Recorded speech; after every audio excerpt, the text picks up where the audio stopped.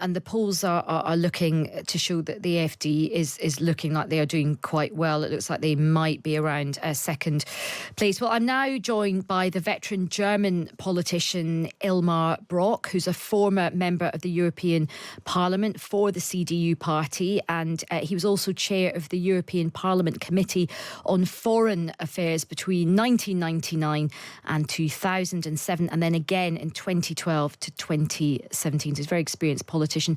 Elmar, welcome to the show. Hello, Asia. So tell me, what are you predicting for this election? Do you think that your party and Merz will win? It looks in every opinion poll. The CDU will be around 30%. The margin is between 28 and 32. The Mr. Scholz Social Democratic Party will get around 15% in all opinion polls. The AfD 20%. The decisive moment will be three small parties get the threshold.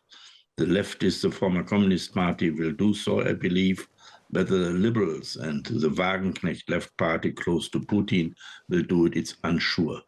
This is important for coalition building, but it is very clear that there is no coalition possible without CDU, Mr. Merz, as Chancellor. That is very clear. It's only the question, as it looks, in which mixture it will be done. Will it be two parties enough, or need be three parties for a coalition?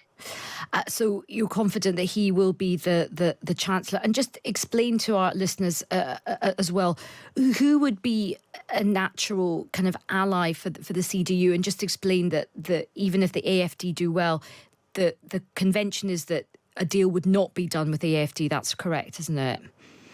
The AfD has no chance. They get 20%, and 80% are democratic parties. And this 80% will make possible that there is an ordinary coalition. And I believe Mr. Merz will go with the Social Democrats, as it looks, because they are a little bit bigger than the Greens, or the Social Democrats and the Greens, what is needed. One other possibility is Mr. Merz will go with the Social Democrats and with the Liberals, if the Liberals make it over 5%. And just talk to us a bit about why the AfD is polling around the levels it is, and if you're worried that they may end up doing a bit better than the polls, maybe they are sort of shy AfD members. And do you feel that they have been amplified and helped by the support of high-level people close to Donald Trump, like Elon Musk? Oh, look, they are in favor of Musk and others. They're in favor of Putin. They're against Ukraine. They're against European integration. If in this moment of the fight of the three big countries against Europe, Trump, Putin, and Xi, the Europeans will fall apart, then I think it's an economic bankrupt for Germany and many other European countries. And we see it especially in the question of foreign security policy. We see that now Keir Starmer is very close against to the Europeans because he sees the same dangers, and that we need here a cooperation. If Europe and European countries, be a member of the European Union or not, have to see if the Europeans stick not together in these days, then they are not any more important, do not play any role for the interest in this world anymore, because then it will be divided between Trump and his friends Putin and Xi.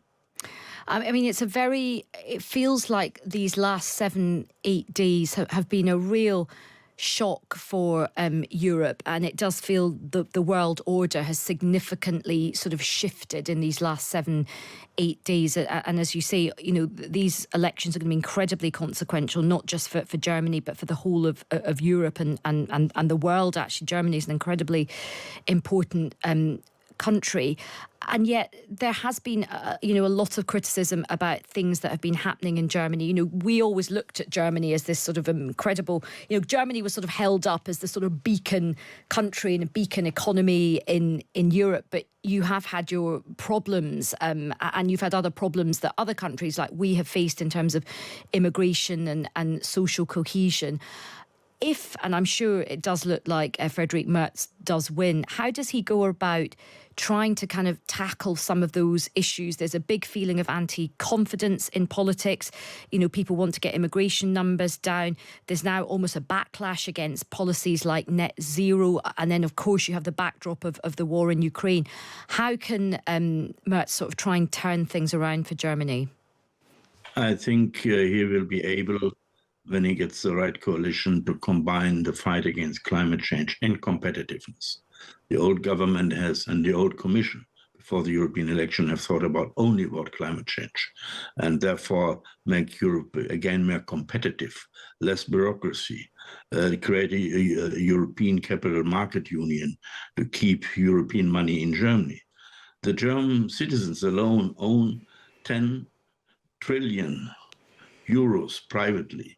How can we move that to the market that is used in Europe and not in the United States for proper investments? I think here this question of competitiveness will become very important.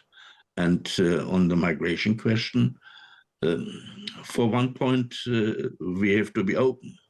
It's like in the United Kingdom, all the services, the health system cannot work, cannot be run without people coming from abroad. But this illegal, not planned migration, this has to be stopped. And it must be very clear that people who are do important, dangerous criminal acts have not to stay in Germany forever. And here I think we have to do something, and it means especially for closing more the European outside borders against illegal immigration. And here I think the Merz government will be stronger in that question because this is an important point to win the battle against right extreme movements like Le Pen, like AfD, like others in Italy and other places. And I think in Britain we have the same problem. Yes, we have the Reform Party, which is sort of certainly surging in the polls as well. A final question to you. One of our listeners has just messaged in, just saying, you know, we're all thinking very deeply about these German elections. And of course, here in the UK press, there has been a lot of attention given to the rise of the AfD. I heard an interview last night with Beatrix von Storch from the AfD saying some, you know, very strong things about not just deportation, but remigration of people who, you know, thought they were potentially German citizens. What is the mood like in Germany right now? Because there will be a lot of people who will feel really, really worried about that kind of rhetoric, given the history of Germany. What is the mood in the public? Are people nervous about these currents, these kind of things being said, these sentiments? I think so. They do not want these people in government and responsibility. They are European in a vast majority, not nationalist. Nationalists always were a disaster for Germany and Europe in the Nazi time before, and therefore to have looking after our interests. Every country has to do it, but do it in a European context. That I think it's economically the right thing. It's to the outside world the right thing, and it's in our interest. And this the vast majority of Germans see that. I was outside today and campaigning the last day on the streets of my hometown with my party, and the reaction was very much in this direction. The people are afraid also, the normal citizens, that these AfD people will become stronger. And the vast majority of Germans want not to have such right-wing people who in a way are racists and not looking for interests. They're against German interests when you look it seriously to that. And I had also the feeling campaigning today where I met the people from the Liberal Party, from the Social Democratic Party and so on, that even the campaigners of these parties just became aware that there's a certain need of cooperation against such type of Nazis. Well, look, Elmar, thank you so much for your time. A really interesting discussion. And of course, we'll be watching the results very closely